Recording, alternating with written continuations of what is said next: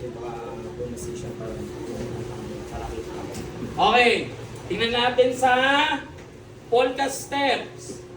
O, di ba yung polka? 1, 2, 3, 4, 5, 6, 7. Huwag niyong hilahin yung kapaan papunta dito. Isayaw nyo. Isayaw nyo. 1, 2, 3. Tingnan nyo ako. Kaya kong dalhin kahit saan ang paa ko pag alam ng polka.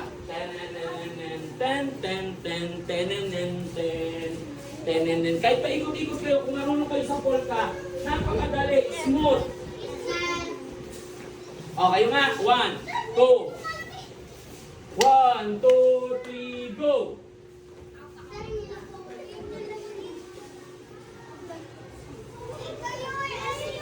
Isa pa nga. 1, 2, 3, go! Tiyan ko nga kung sinong tama. Huwag nyo kasing ganituhin. Pagkapunta dito, ganun agad. Oh, ay hindi yan polka. Step lang yan. Step. Step. Artihan nyo. Pag nandito na, ipadyak nyo palapit. Pag nandito na, padyak palapit. Yun. Buka, padyak ng dalawa. Buka, umalis ka dyan. Okay, buka, padyak ng dalawa. Buka, ipadyak ang dalawa. Gawin natin smooth. Ten. O, sige nga. Buka.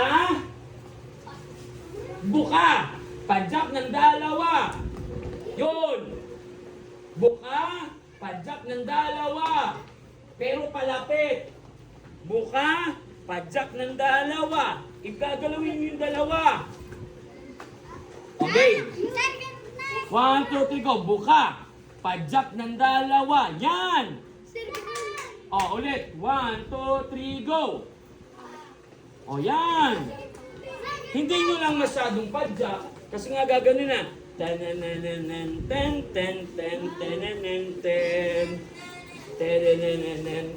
O, ulit. 1, 2, 3, go. Bago nyo mo dalhin dun sa kabila, pinapadyak mo na palapit sa'yo. Buka, padyak na agad papalapit sa iyo. Buka, padyak agad nung dalawa papalapit sa iyo.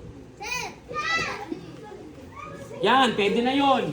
Ulit, 1, 2, 3, go! Yan! Go! Sir Garne. Yan! Yan! O, atake! Okay, balik na sa umpisa. Yes,